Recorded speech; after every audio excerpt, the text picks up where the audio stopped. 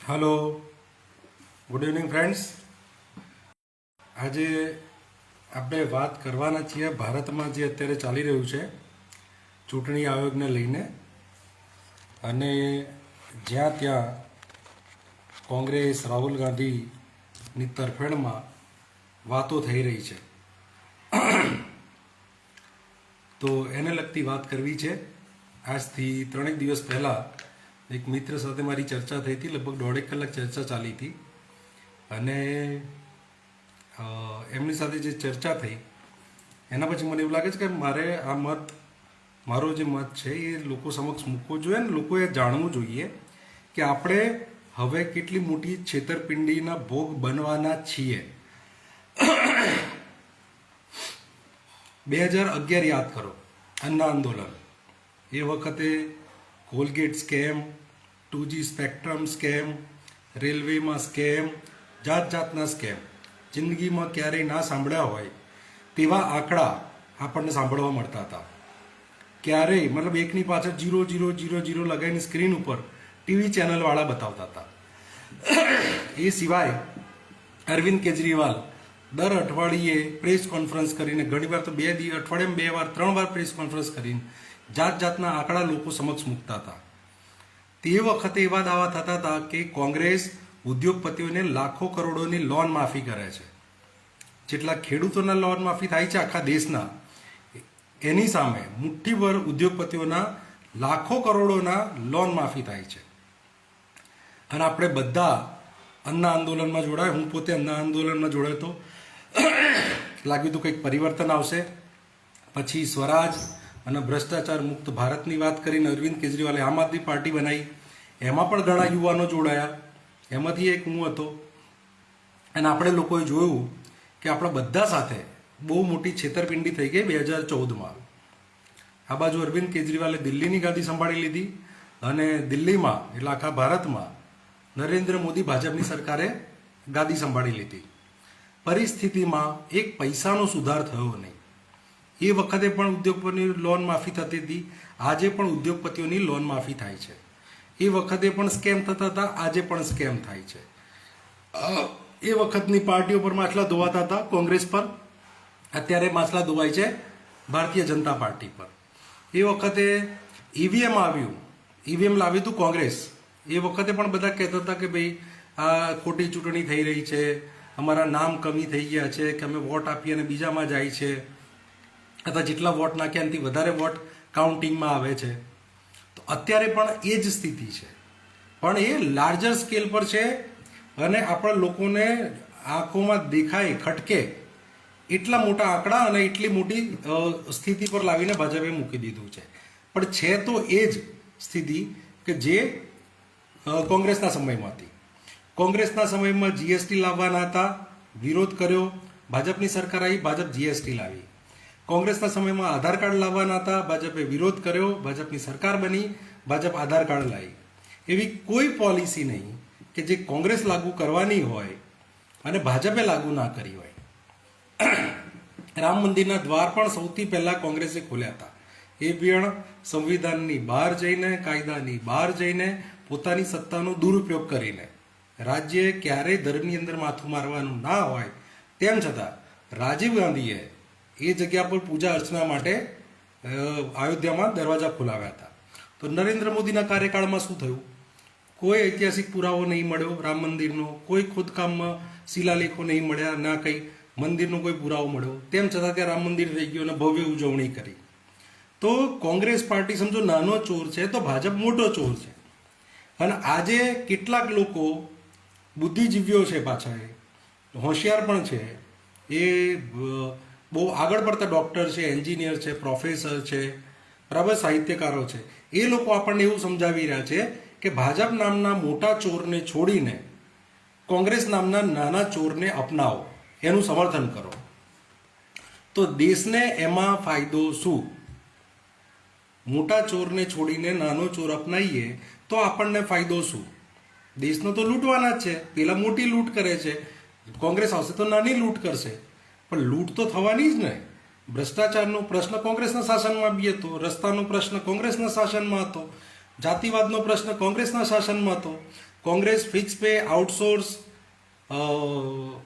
અને શું ત્રીજું, ફિક્સ પે, કોન્ટ્રાક્ટ, આઉટસોર્સ લઈને આવી 3 વસ્તુ. એ જ વસ્તુ ભાજપે પોતાના રાજ્યોમાં લાગુ કરી.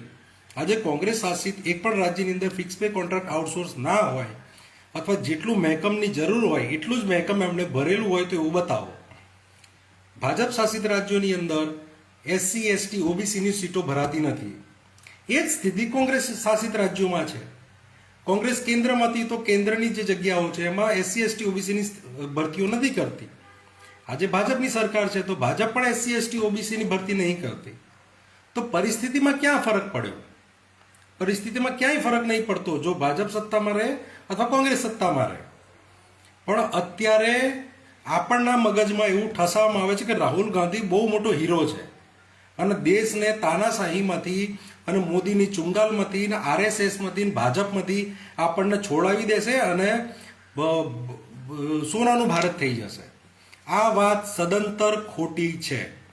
આજે રાહુલ ગાંધી જે પણ કંઈ મુદ્દા ઉઠાવે છે એ બધામાં એમનું દોગલાપણું દેખાઈ આવે છે. કોઈ પણ મુદ્દા પર તમે 5 પ્રશ્નો પૂછો, જાતે પૂછો, હું કહું છું એટલે નહીં, તમે જાતે પૂછો, તમને ખબર પડશે કોંગ્રેસ 1 નંબરની દોગલી પાર્ટી છે. ભાજપને કાઢીને કોંગ્રેસને સત્તા આપવી એનો મતલબ એમ છે કે મોટા ચોરને કાઢીને નાના ચોરને સત્તા આપવી. આજે કોંગ્રેસ ઇલેક્શન કમિશન ઉપર એટેક કરી રહી છે.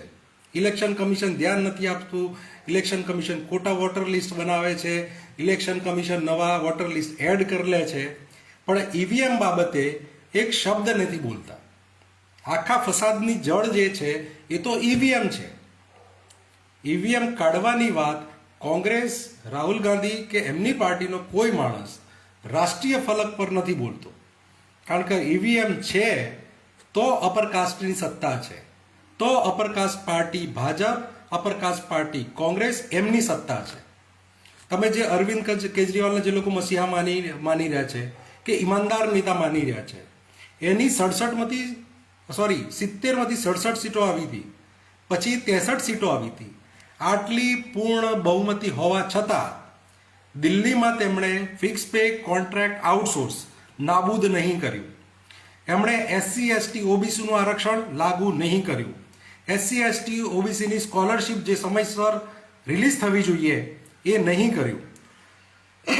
અને જે શિક્ષણની વાત કરે છે, હું આમ આદમી પાર્ટીના દરેક નેતાને ચેલેન્જ કરું છું કે 10 વર્ષ તમારી એબ્સોલ્યુટ સત્તા હતી.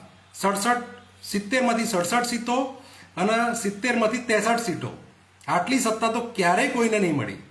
10 વર્ષમાં ટોટલ દિલ્હીમાં કુલ કેટલી શાળાઓ હતી એમાંથી તમે નવી કેટલી શાળા એડ કરી, કેટલી શાળા રિનોવેટ કરી, એના આંકડા જાહેર કરો.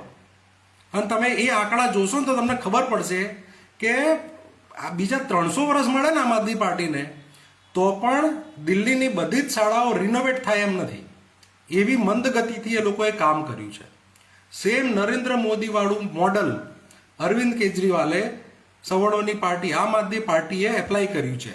4-5 શાળાઓ બનાવી, એમાં એસી મૂક્યું, એનું માર્કેટિંગ કર્યું, મીડિયાને એમને એડવર્ટાઇઝના નામે સરકારમાંથી જે એડવર્ટાઇઝ જતી હોય એ આપી અને એ પૈસા ખવડાવીને એ લોકોએ પોતાનું માર્કેટિંગ કર્યું છે.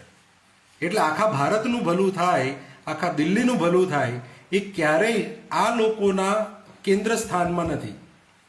2-4 કામ કરવા અને એનું માર્કેટિંગ કરવું, પણ બધાને લાભ થાય, બધા જ સમાજના લોકો, બધી જ જાતિના લોકો, બધા જ ધર્મના લોકો લાભ થાય એવું આ એકે પાર્ટી ઈચ્છતી નથી. દિલ્હીમાં કોમી તોફાનો થયા ત્યારે આમ આદમી પાર્ટીની ભૂંડી ભૂમિકા આપણે જોઈ લીધી, એનું હિન્દુત્વ પ્રત્યેનું વલણ આપણે જોઈ લીધું. તો આવી કોમવાદી પાર્ટી જો ગુજરાતની અંદર આવે તો ગુજરાતીઓને શું ફાયદો? એના કરતાં કોમવાદ કરવામાં તો ભાજપ પાર્ટી સારી છે. હિન્દુઓના હિત સાચવવામાં અને હિન્દુ હૃદય સમ્રાટ બનવામાં ભાજપને ટક્કર મારે એવું તો કોઈ નથી. તો પછી આમ આદમી પાર્ટીની જરૂર શું છે? તો આ ત્રણેય પાર્ટીઓ અપરકાસ્ટ હિન્દુ પાર્ટી છે. એમને દેશ સાથે કોઈ લેવા દેવા નથી. એમના પોતાના એજન્ડા સેટ છે. આપણે કહીએ છીએ કે રાજનીતિમાં તો નેતાઓ આવે છે, જાય છે, પાર્ટીઓ બદલાય છે, સરકાર બદલાય છે, ફરક નથી પડતો. ફરક નથી પડતો એનું કારણ જ એ છે કે આ બધાના એજન્ડા એક છે. હું તમને રાહુલ ગાંધીની સ્પેસિફિક વાત કરું કે કર્ણાટકમાં એક વિધાનસભા એમને પકડી અને એમાંથી એમને ફેક વોટર્સ કાઢ્યા, ફેક વોટર લિસ્ટ કાઢ્યું કે ભાઈ આટલા આટલા ફેક વોટર લિસ્ટ છે. હવે જેણે ફેક વોટર લિસ્ટ બનાવ્યું ને, BLO તરીકે જેણે જવાબદારી નિભાવી, એ બધા કર્ણાટકના લોકો છે. એ દિલ્હીથી નહોતા ગયા, એ અમદાવાદથી નહોતા ગયા, ઇલેક્શન કમિશનના પોતાના લોકો નહોતા. BLO તરીકે કર્ણાટકના જ સરકારી કર્મચારીઓને જવાબદારી આપી હતી. કર્ણાટકના લોકોએ જ કર્મચારીઓ, સરકારી કર્મચારીઓએ એ ફેક વોટર લિસ્ટ બનાવ્યું છે. તો કર્ણાટકમાં રાહુલ ગાંધીની કોંગ્રેસની સરકાર છે. રાહુલ ગાંધી એ લોકો પર કાર્યવાહી કરી શકે એમ છે, તેમ છતાં કેમ નહીં કરતા? રાજસ્થાનમાં તમારી સરકાર નહીં, ગુજરાતમાં તમારી સરકાર નહીં, યુપી બિહારમાં તમારી સરકાર નહીં, કર્ણાટકમાં તો સરકાર છે ને, તો પકડો એમને અને કહો કે ભાઈ કેમ બનાવ્યું વોટર લિસ્ટ ફેક? આ 0 નંબરના તો મકાન ક્યાંથી લાવ્યો તું? આ ત્યાં અંદર એડ્રેસ વેરિફિકેશન કર્યું છે સ્થળ પર જઈને, તો આ એડ્રેસ પર તને આટલા બધા લોકો એક સાથે ક્યાંથી મળ્યા? કરો એમના પર ક્રિમિનલ પ્રોસિજર, નાખો બધાને જેલમાં. પણ રાહુલ ગાંધી આ કામ નહીં કરે, કર્ણાટકની કોંગ્રેસ સરકાર આ કામ નહીં કરે. એ લોકો ખાલી મુદ્દો બનાવી રહ્યા છે અને આખા દેશને ગુસ્સો જે છે એ ચૂંટણી પંચ ઉપર નાખી રહ્યા છે. પણ એમની પોતાની જે દાનતખોરી છે લોકતંત્રને ખતમ કરવાની અને મેન્યુપ્યુલેટ કરવાની પોતાની રીતે, એ બંધ નહીં કરે. બીજો એક મુદ્દો છે કે રાહુલ ગાંધીની સરકાર, કોંગ્રેસની સરકાર 2011માં કેન્દ્રમાં હતી. એ વખતે OBCની વસ્તી ગણતરી થઈ હતી, જાતિ આધારિત વસ્તી ગણતરી આ દેશમાં થઈ છે 2011માં. અને એ વખતે કોંગ્રેસની સરકારે એ ડેટા જાહેર નહોતો કર્યો. મતલબ ડેટા તો સરકાર પાસે પડ્યો જ છે. પહેલાં કોંગ્રેસે ઉપયોગ કર્યો, પછી ભાજપે ઉપયોગ કર્યો, પણ પબ્લિક ડોમેન પર એ લોકોએ નહોતો મૂક્યો. આ જ વસ્તુ આજે રાહુલ ગાંધી ગામે ગામ ફરીને, આખા દેશમાં ફરીને કહે છે કે અમારી સરકારી આવશે તો અમે વસ્તી ગણતરી કરાવીશું, OBCની વસ્તી ગણતરી કરાવીશું, જાતિ આધારિત વસ્તી ગણતરી કરાવીશું.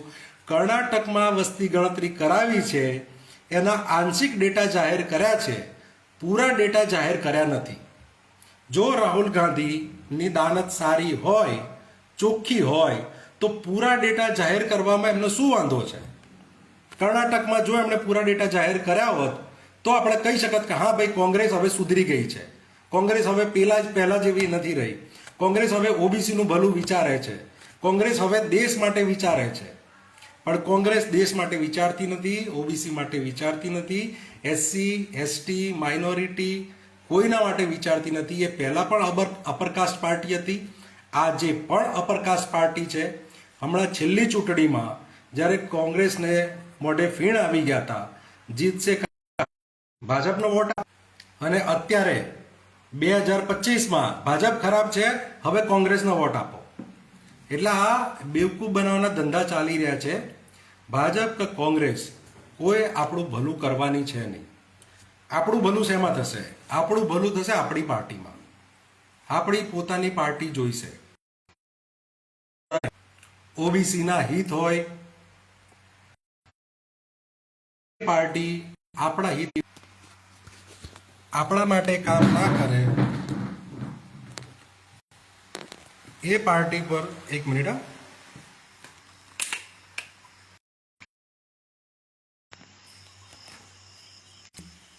એટલે જે લોકો ભાજપનો ઓપ્શન કોંગ્રેસ બતાવી રહ્યા છે એ લોકોથી ચેતી જજો.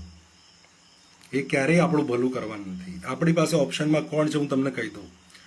BTP ભારતીય ટ્રાઇબલ પાર્ટી, BAP ભારતીય આદિવાસી પાર્ટી, JCP જનચેતના party, BMP Bahujan Samaj party, BSP, આ બધી પાર્ટીઓ આપણા માટે કામ કરે છે. હા, આપણે કદાચ સત્તામાં નથી આવતા, આપણે સરકાર નથી બનાવતા, પણ છે તો આપણી ને, આપણા હિત માટે કામ કરે છે ને. માના છોડીને માસીને થોડું પૂજવા જવાય. છેલ્લે કામ તો તમારી આ જ પાર્ટીઓ કરવાની છે. પેલા લોકો તો ઉઠા બનાવવાના છે. ભાજપમાંથી તમે કોંગ્રેસમાં આપો, કોંગ્રેસમાંથી તમે ભાજપમાં આપો. બધા જ ફિક્સ પે કોન્ટ્રાક્ટ આઉટસોર્સ લાવશે, કોઈ પૂરી ભરતી નહીં કરે, કોઈ તમારું આ પાર્ટીઓમાંથી એકે તમારો બેકલોગ નહીં ભરે, એકે તમારું આરક્ષણ ફોલો નહીં કરે. તો પછી એ પાર્ટીને જીતાડીને કે વોટ આપીને ફાયદો શું? બેવકૂફ આપણે શા માટે બનવું છે? અને ઓબીસી સમાજ ખાસ કરીને જો મને સાંભળતો હોય તો તમારી આટલી મોટી વસ્તી છે, તમે ભાજપ, કોંગ્રેસ, આમ આદમી પાર્ટી આ બધા ગુલામી સુલ્યા કરો છો, તમારી પોતાની પાર્ટી કેમ નહીં બનાવતા? જેટલા રાજ્યોમાં સ્થાનિક પાર્ટીઓ બની છે ને એ બધા રાજ્યોમાં ખૂબ સરસ વિકાસ થયો છે. અને વિકાસ એટલે આ બધું ઇન્ફ્રાસ્ટ્રક્ચર નહીં, એવરેજ જે ત્યાંના જે સ્થાનિક લોકો હોય ને એની એવરેજ ઇન્કમમાં વધારો થયો છે, એમનો અવાજ ત્યાં સંભળાય છે. તમે સાઉથ ઇન્ડિયામાં જુઓ કે દરેક જગ્યાએ ત્યાં સ્થાનિક પાર્ટી અને પછી 2-3 પાર્ટીઓ છે. ગુજરાતીઓ જ આપણે એક બુદ્ધિ વગરના છીએ, આપણને ભાજપ, કોંગ્રેસ નામની નેશનલ પાર્ટીઓ જોઈએ છે અને હજુ તો ત્રીજી દિલ્હીથી ઇમ્પોર્ટ કરી છે આમ આદમી પાર્ટી. ગુજરાતની આપણને પોતાની પાર્ટી જ નહીં જોઈતી. ઠાકોર, કોડીના ખાલી 8-10 ઓબીસી કોમ છે, એ ભેગી થાય ને તો પણ આરામથી ગુજરાત જીતાય એમ છે. કંઈ નહીં 50 સીટો લાવો તો પણ તમે તમારા વગર સરકાર ના બની શકે. મુખ્યમંત્રીનું પદ તમને આરામથી મળે. ગઠબંધનમાં બનાવો ને. મહારાષ્ટ્રમાં શિવસેના છે, શિવસેનામાંથી એક છૂટી થઈ રાજ ઠાકરેની પાર્ટી એનસીપી છે. તમે જુઓ મરાઠા વગેરે ચાલે જ નહીં. અપરકાસ્ટ લોકો કૂદીને એ થઈ જાય.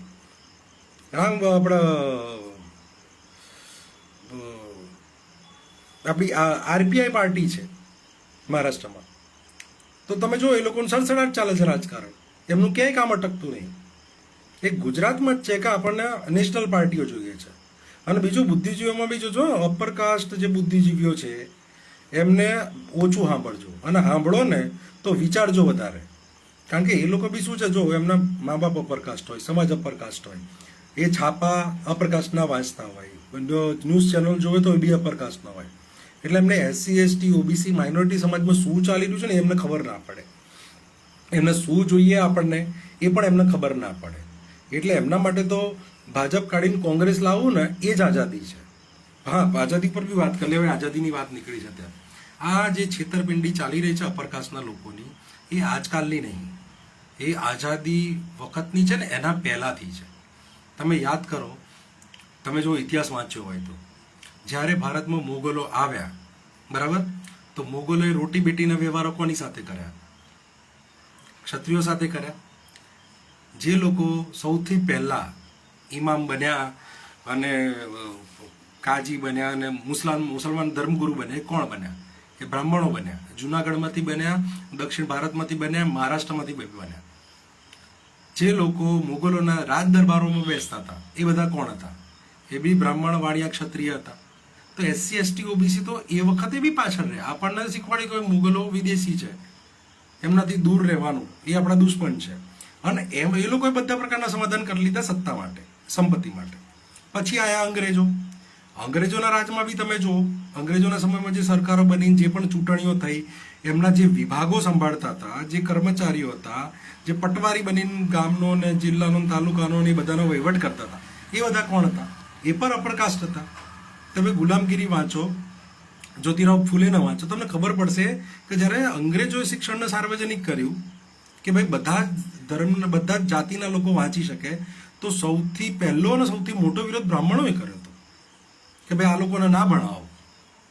તો આ જે અપરકાસ્ટના લોકો છે એ આજના તમારું શોષણ નહીં કરતા, વર્ષોથી શોષણ કરે છે. હવે લોકશાહી આવી છે એટલે શોષણ કરવાનો પ્રકાર બદલાયો છે, રીત બદલાઈ છે. એ લોકતંત્રના અને કાયદાઓનો જોગવાઈનો ઉપયોગ કરીને શોષણ કરે છે. એ એની પાલન નહીં કરવા દેતા, કાં તો એનું આંશિક પાલન કરે, કાં તો યોજનાઓ ત્યાં સુધી પહોંચે નહીં, પહોંચે તો ખાલી પેપર ઉપર હોય. તો શોષણ તો આજે બી ચાલુ છે. અને એકમાત્ર રસ્તો છે કે સત્તામાં તમારી પોતાની ભાગીદારી હોય ને તમારો પોતાનો અવાજ હોય. ભાજપ, કોંગ્રેસમાંથી જે ચૂંટાયા હોય તમારા સમાજના એસસી, એસટી, ઓબીસી, માઇનોરિટીના, એ આપણે જોઈએ છીએ કે એ સમાજના પ્રશ્નો પર બોલી નહીં શકતા, સમાજ માટે કોઈ પોલિસી બનાવી નહીં શકતા, કોઈ રજૂઆત નહીં કરી શકતા. ઇવન એમના હગાવાલાને બી કંઈ કામ હોય ને તો હવે તો એ લોકો બી બળાપા કાઢે છે કે ભાઈ અમારા કામ નહીં થતા ત્યાં. તો પછી એવી પાર્ટીનો મતલબ શું છે? ઘણા કહેશે કે કૌશિકભાઈ આજે પાર્ટીમાં વોટ આપીએ પણ જીતતી નથી, અથવા 1-2 સીટ આવે છે, એનું શું? ભાઈ જો કે બહુ સીધી સટ વાત છે. તમારા આત્મસન્માન જોઈએ છે કે નહીં જોઈતું? તમને ધૂતકારે છે, તમારી યોજનાઓ લાગુ નહીં કરતા, તમને તમારા એજ્યુકેશનની પત્તર ખાંડી નાખી છે, બરાબર, તમને સેવાઓથી વંચિત રાખે છે, તમને અડધા પગારે ફિક્સ પે કોન્ટ્રાક્ટ આઉટસોર્સની અંદર કામ કરાવે છે. તમારે આત્મસન્માનવાળી જિંદગી જોઈએ છે કે પછી આ અડધી પડધી જે ખેરાત ઉપર આપે છે અપરકાસ્ટની સરકારો એ જોઈએ છે? આત્મસન્માનની જોઈતી હોય તો પછી લડવું પડે ને મરવું બી પડે. દલિતોને મારે છે એનું કારણ જ આ છે કે દલિતો લડે છે, દલિતો બોલે છે, દલિતો રહે છે હિન્દુઓ વચ્ચે જ અને કહે છે ભાઈ અમારે સમાનતા જોઈએ, તું જે રસ્તા પર ચાલે જે રસ્તા પર અમે ચાલીશું, તું જે સ્કૂલમાં ભણીશ એ સ્કૂલમાં અમે ભણીશું, તું જ્યાંથી પાણી પીશ ત્યાંથી જ અમે પીશું. એટલે એ લોકોને મારે છે. તો તમે જો સમાનતા નહીં માગો અને એના માટે નહીં લડો, એના માટે માર નહીં ખાઓ ને અમે બે ઠોકી નહીં દો, ત્યાં સુધી સમાનતા ક્યાંથી આવશે?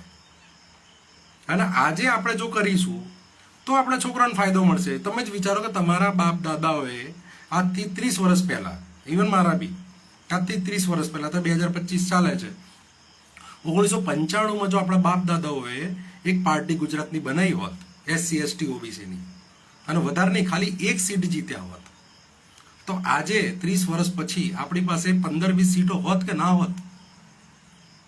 તો આજે આપણે જો એક સીટ નહીં જીતીએ, એક પાર્ટી નહીં બનાવીએ, એક નહીં હું તો કહું 3-4 પાર્ટી નહીં, પણ એ 3-4 પાર્ટી માટે મહેનત નહીં કરીએ, તો 30 વર્ષ પછી આપણા છોકરા શું કરશે? આપણા છોકરા બી પછી ભાજપ કોંગ્રેસના આમ આદમી પાર્ટી જ કરશે. એ વખતે કદાચ ચોથી પાર્ટી આવી જશે અપરકાસ્ટવાળાની. તો એના માટે સમય આપવો પડે ને ભોગ આપવો પડે. બાબા સાહેબે RPI બનાવી હતી જે તે સમયે, એ વખતે 1-2-5 સીટો જ જીતતા હતા. એ RPIમાંથી કેટલાય વિઘટન થાય, કેટલી પાર્ટીઓ બની, બાબા સાહેબમાંથી પ્રેરણા લઈને કેટલીય પાર્ટીઓ બની. એમાંથી એક બની BSP, 4 વખત મુખ્યમંત્રી બની બેન માયાવતી બેન, 4 વખત. અને યુપીના બધા લોકો કહે છે કે ભાઈ માયાવતીના સમયમાં જે શાસન હતું, કાયદા વ્યવસ્થા હતી, એવી આજ સુધી નહીં. બેન કુમારી માયાવતીએ જે ભરતીઓ કરી, એટલી ભરતીઓ આજ સુધીના રેકોર્ડમાં કોઈ સ્ટેટે નહીં કરી, કોઈ રાજ્ય નહીં કરી. એટલી સરકારી ભરતીઓ એમણે કરી. એટલું જ નહીં, એમણે જેટલી જમીનો આપી બધાને, SC ST OBC તો ખરા જ, પણ બ્રાહ્મણો વાળીઓ જેટલા પણ જમીન વિહોણા હતા બધાના જમીનો એમણે વેચી. એટલી જમીનો આજ સુધી ભારતમાં કોઈ રાજ્યમાં નહીં વેચે. પણ એ ક્યારે? બાબા સાહેબ જ્યારે હારતા હતા ને 1930માં, 1940માં, ત્યારે એના પછી 70 વર્ષ પછી ને 80 વર્ષ પછી કાશીરામ આયા અને BSP બનીને બેન કુમારી માયાવતીજી બન્યા. હવે આજે આપણે જો ભોગ નહીં આપીએ, આજે આપણે જો ભાજપ કોંગ્રેસ આપ સિવાય નહીં વિચારીએ, તો સમજો કે 50 વર્ષ લાગે કે 100 વર્ષ લાગે, પણ લાગવા માટે શરૂઆત તો કરવી પડશે ને. આપણે શરૂઆત નહીં કરીએ તો છોકરા ભોગવશે, પછી છોકરાએ શરૂઆત કરવી પડશે. બાપ દાદાએ શરૂઆત કરી દીધી હોત તો તમારા મારા માટે સારું હોત, આપણા માટે ઇઝી થઈ ગયું હોત. અત્યારે આપણે ફેસબુક વિડીયો ના કરતા, આપણે જનસભા કરતા હોત, આપણા પાર્ટી માટે તમે બધા સાંભળતા હોત, એકાદું જણ મારી જોડે બી બેઠું હોત અત્યારે જે સાંભળે છે એમાંથી, અને મારા પછી એનો વારો હોત, એ જનસભા કરતો હોત કે હવેની ચૂંટણીમાં આપણે જીતવાનું છે, આપણે નગરપાલિકાના પ્રમુખ બનવાનું છે, તાલુકા પંચાયતના પ્રમુખ બનવાનું છે. પણ બાપ દાદાએ ના કર્યું, તો હવે આપણો વારો છે. એટલે પ્લીઝ અત્યારે જે દેશમાં ચાલી રહ્યું છે ઇલેક્શન કમિશનના નામે, એમાં ગુમરાહ થશો નહીં. આપણા મુદ્દા પકડી રાખવામાં છે ને આ લોકોનો ફાયદો છે, આપણો કોઈ ફાયદો નહીં. અત્યારે લડાઈ જે ચાલી રહી છે ને એ અપરકાસ્ટની લડાઈ ચાલી રહી છે. એક અપરકાસ્ટ છે ભાજપની અંદર છે ને એક અપરકાસ્ટ છે કોંગ્રેસની અંદર છે. એક હાર્ડ હિન્દુ છે અને એક સોફ્ટ હિન્દુ છે. અત્યારે જે હાર્ડ હિન્દુ છે ને એ સત્તા ઉપર છે અને સોફ્ટ હિન્દુની મેથી મારી રહ્યો છે. સોફ્ટ હિન્દુને સત્તા જોઈએ છે, એ પછી હાર્ડ હિન્દુની થોડી ઘણી મેથી મારશે. પણ તમારી અને મારી SC ST OBC માઇનોરિટીની કોઈ કહેતા કોઈ હાલત બદલવાનું આ બંનેમાંથી એકેના ધ્યાનમાં નથી. એટલે તમે પ્લીઝ આ બધું વોચ કરજો અને પોતે આ બધા તમે જાતે સવાલ કરજો કે ભાઈ રાહુલ ગાંધી કહે છે કે ભાઈ ઇલેક્શન કમિશન આમ કર્યું તેમ કર્યું, તો કર્ણાટકમાં કરો કાર્યવાહી, તમારી સરકાર છે. અને EVM જ જ્યારે ખોટું છે પછી ભાજપની સરકાર હોય કે કોંગ્રેસની સરકાર હોય, સમજો EVM થી કદાચ 5000 વોટ આગા પાછા કરતા હશે કે 25000 કરતા હશે, પણ તો કોઈ 4 વોટ બી આગા પાછા સુલ્યા થવા દેવા છે. EVM જોઈએ જ નહીં, બેલેટ પેપરથી જ. અમેરિકામાં બેલેટ પેપરથી થાય, જાપાનમાં બેલેટ પેપરથી થાય. આપણને EVMનું શું એટલું બધું ઘેલું લાગ્યું છે કે EVM થી જ બે ચૂંટણી કરાવી છે અને તમારી મત ગણતરી તો 4 દિવસના 10 દિવસ પછી થાય છે. તે તો સેમ બેલેટ પેપરની અંદર થાય છે, બેલેટ પેપરમાં બી એટલો જ ટાઈમ જાય છે. તો જ્યાં સુધી ઈવીએમનો વિરોધ ના કરે ને ઈવીએમ કાઢવાની વાત ના કરે ત્યાં સુધી કોંગ્રેસને એક પૈસાનું સમર્થન કોઈએ આપવાનું નહીં. એ બે લડવું હોય તો લડી મરે ને કૂટવું હોય તો કૂટી મરે. બંને પાર્ટીઓની સેમ પોલિસી છે. બે પાર્ટીઓ દેશનું નખોદ વાળવા બેઠી છે. એક થોડું નખોદ વાળતી હતી, એક વધારે નખોદ વાળે છે. હવે કોઈ એમ કે ના બે આ વધારે નખોદ વાળે જે કાઢી નાખવી છે અને ઓછું નખોદ વાળે ને એવી પાર્ટીને લાવી છે અને તમે જો માની જાઓ તો તમારાથી મોટો બેવકૂફ કોઈ નહીં. તમારી લડાઈને આત્મસન્માનની લડાઈ બનાવો. એક નાગરિક તરીકે આટલું જોઈએ એટલે જોઈએ, એનાથી ઓછું નહીં. એક તમને રોજ એક થપ્પડ મારતો હોય અને એક માણસ બે થપ્પડ મારતો હોય અને તમે એમ કહો કે ના પેલો બે થપ્પડ મારે ને એ ખરાબ છે, એક થપ્પડ મારે સારો, તો તમે બેવકૂફ છો. જે એક થપ્પડ મારે ને એ પણ ખરાબ છે ને બે થપ્પડ મારે ને એ પણ ખરાબ છે. આપણે થપ્પડ ખાવાની નહીં, હવે આપણે આ બંધ કરવાનું છે. એટલે આખા દેશમાં અત્યારે જે ચાલી રહ્યું છે ચૂંટણી પંચ ખોટું જ છે, ગોટાળા થઈ રહ્યા છે, એનો વિરોધ પણ છે, પણ ભાજપનો ઓપ્શન કોંગ્રેસ છે એ મગજમાંથી કાઢી નાખો. આજ આપણને 2014માં કરતા હતા, યાદ હોય તો તમે સોશિયલ મીડિયામાં જો એક્ટિવ હતા તો તમને કહેતા હતા ભાઈ મોદી નહીં તો કોણ, બીજો કોણ છે ઓપ્શન, અને તમને કોઈ બીજું બતાવતા નથી કારણ કે બધાને ભ્રષ્ટાચારી ચિત્રી દેતા હતા. તો અત્યારે પણ એ જ સેમ રિપીટ થઈ રહ્યું છે. એક ક્રાંતિના નામે અને જે મોટા મોટા પત્રકારો પણ છે ને રાહુલ ગાંધીને પોર્ટ્રેટ કરી રહ્યા છે હીરો તરીકે કે આ આવશે ને કંઈક ક્રાંતિ થઈ જશે, દેશનું ભલું થઈ જશે, ઢેકણું પૂછડું થઈ નહીં થાય. રાહુલ ગાંધી જુઠ્ઠા છે, રાહુલ ગાંધી લુચ્ચા છે. જો એમની દાનત ચોખ્ખી હોય તો કોંગ્રેસ શાસિત રાજ્યોમાં કરી બતાવે. ઓબીસીની વસ્તી ગણતરી કરી છે એમણે, જાતિ આધારિત આંકડા કર્ણાટકમાં પડ્યા જ છે, એને તમે સાર્વજનિક કરો.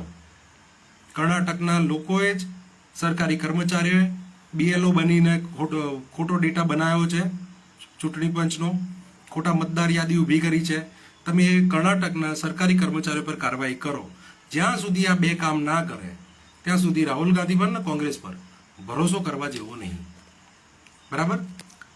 કોમેન્ટ ફટાફટ જોઈ લઈએ અને કોઈનો કોઈ પ્રશ્ન હોય તો મને કહેજો.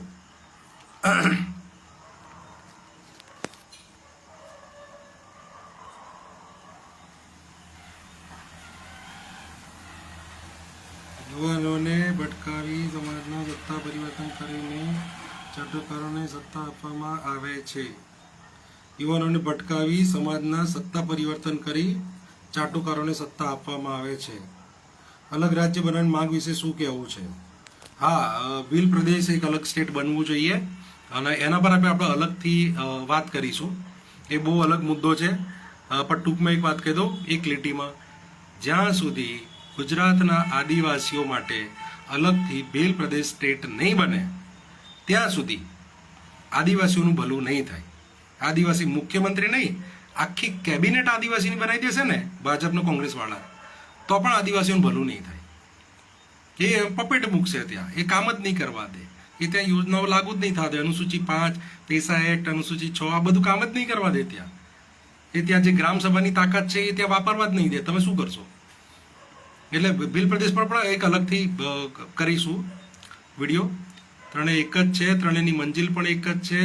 તમે એકથી કંટાળી જાઓ એટલે એમનો જ બીજો ઓપ્શન તૈયાર રાખે છે. લોકો ઉલ્લુ બની રહ્યા છે.